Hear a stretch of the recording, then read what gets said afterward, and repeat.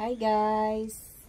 Ayan, good afternoon. Magme-merienda tayo ng dragon fruit. Galing to sa doon sa puno ng kapitbahay. Binigay.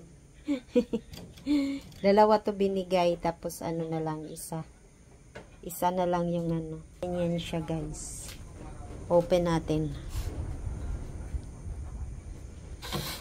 Yan, kasi hihiwain ko.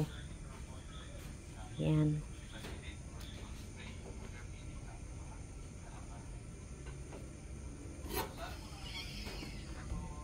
Yan. Oops.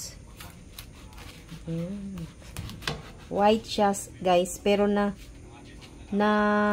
natikman na namin yung isa nito. Sobrang tamis. So, ayan. Yan. 1 minute. So, ayan. So, kain na tayo.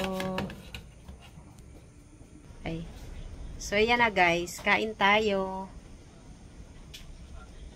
Tikman natin. Sabi ko na. Kahit siya white, matamis siya.